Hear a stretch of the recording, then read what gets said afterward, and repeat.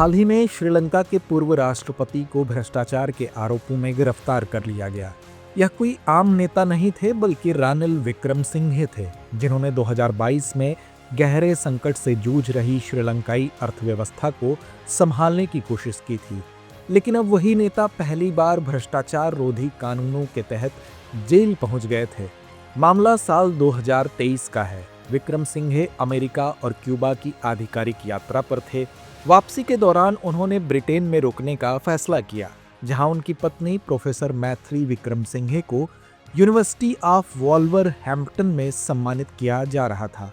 आरोप है कि इस ठहराव को निजी यात्रा से बदलकर आधिकारिक यात्रा दिखा दिया गया और सरकारी खजाने से लगभग 1.7 करोड़ श्रीलंकाई रुपए खर्च कर दिए गए। यह रकम होटल, गाड़ियों और सुरक्षा व्यवस्था पर खर्च हुई।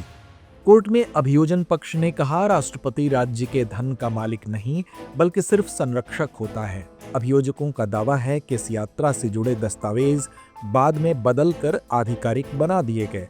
विक्रमसिंघे के वकीलों का कहना है कि यह यात्रा आधिकारिक थी। इसे ब्रिटेन स्थित श्रीलंकाई उच्चायोग ने अनुमोदित किया था और उनकी पत्नी ने अपना व्यक्तिगत खर्च खुद उठाया था। उनके अनुसार यह पूरा मामला राजनीतिक बदले की कार्रवाई है, लेकिन अदालत ने उनके दलीलों को खारिज कर दिया। इस घटना का महत्व इसलिए भी बढ़ जाता है क्योंकि यह श्रीलंका की आजादी के बाद पहली बार है कि किसी पूर्व राष्ट्रपति को भ्रष्टाचार के मामले में गिरफ्तार किया गया है। श्रीलंका की राजनीति में यह आम परंपरा रही है कि राष्ट्रपति और प्रधानमंत्री निजी व सरकारी खर्चों को मिलाकर चलते रहे हैं। दशकों से यह मुद्दा केवल मीडिया की सुर्खियों तक सीमित रहा, लेकिन कभी किसी पर कठोर कार्रवाई नहीं हुई। अब विक्रमसिंघे की गिरफ्तारी ने इस अलिखित छूट को तोड़ दिया है। रानिल विक्रमसिंघे कोई छोटे नेता नहीं है। वे 5 दशकों से श्रीलंकाई राजनीति का अहम चेहरा रहे हैं।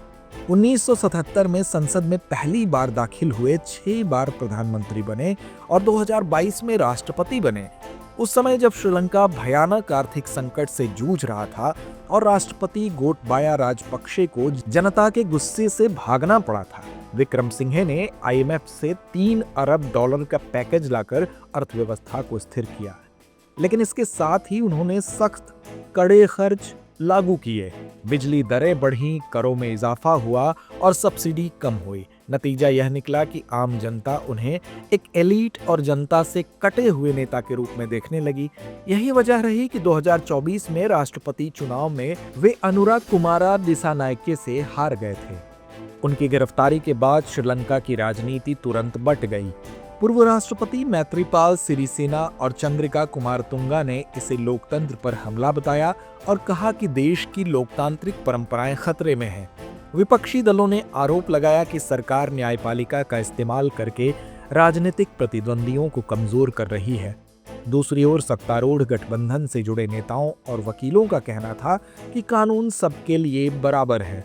उनके शब्दों में, राष्ट्रपति हो या आम नागरिक, अगर सार्वजनिक धन का दुरुपयोग हुआ है तो सजा मिलनी चाहिए। इस पूरे घटनाक्रम में एक और मोड़ आया। कोलंबो मजिस्ट्रेट कोर्ट ने बीते मंगलवार यानी 26 अगस्त 2025 को पूर्व राष्ट्रपति रानिल विक्रमसिंघे को जमानत दे दी। इससे पहले कोर्ट में लंबी सुनवाई और गर्मी के कारण विक्रमसिंघे की तबीयत बिगड़ गई थी।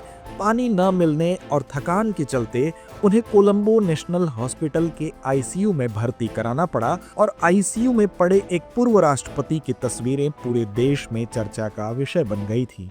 अब सवाल उठता है, यह घटना भारत के लिए क्यों मायने रखती है? तो सबसे पहले श्रीलंका भारत का सबसे करीबी पड़ोसी है। तमिलनाडु की समुद्री सीमा से लेकर हिंद महासागर की सुरक्षा तक श्रीलंका का राजनीतिक स्थिर होना भारत की सामरिक और आर्थिक सुरक्षा के लिए बेहद जरूरी है।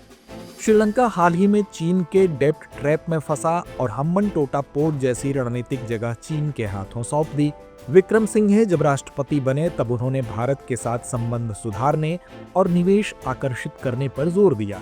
IMF पैकेज हासिल करने के बाद भारत ने भी श्रीलंका को आर्थिक मदद और ईंधन खाद्य आपूर्ति देकर संकट से निकालने में अहम भूमिका निभाई। दूसरा, भ्रष्टाचार और जवाबदेही का यह मुद्दा भारत के लिए भी सबक है। भारत और श्रीलंका दोनों देशों में राजनीतिक परिवारों और नेताओं पर अक्सर सार्वजनिक धन के दुरुपयोग के आरोप लगते रहे हैं।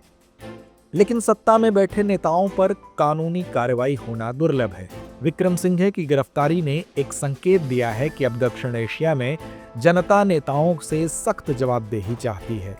यह भारत में भी राजनीतिक विमर्श को प्रभावित कर सकता है, जहां आम लोग भ्रष्टाचार को चुनावी मुद्दा तो मानते हैं, लेकिन बड़े नेताओं पर सजा होते शायद ही कभी देखते हैं।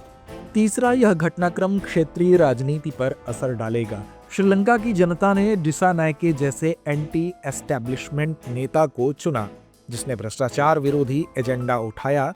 यह प्रवृत्ति भारत सहित दक्षिण एशिया के दूसरे देशों में भी दिख रही है, जहां जनता अब पारंपरिक पार्टियों और नेताओं से हटकर नए विकल्प तलाश रही है। रानिल विक्रमसिंघे की गिरफ्तारी सिर्फ एक राजनीतिक घटना नहीं है, यह दक्षिण एशिया की लोकतांत्रिक राजनीति के लिए एक बड़ा मोड़ है। एक ओर इसे सच्चा न्याय और जवाबदेही की शुरुआत माना जा सकता है, तो दूसरी ओर यह राजनीतिक प्रतिशोध का नया तरीका भी हो सकता है। लेकिन इतना तय है कि इस घटना ने पूरे क्षेत्र को सोचने पर मजबूर कर दिया है। क्या अब शीर्ष नेताओं को भी कानून के कटघरे में लाया जा सकता है? तो व्यूअर्स, चर्चा को यहीं विराम देते हैं और नोट करते हैं आज का सवाल।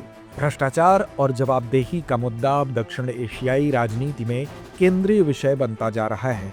विक्रम सिंघे प्रकरण को आधार बनाकर इस कथन की समीक्षा कीजिए। भारत सहित दक्षिण एशियाई देशों में जनता की बदलती राजनीतिक अपेक्षाओं को स्पष्ट कीजिए।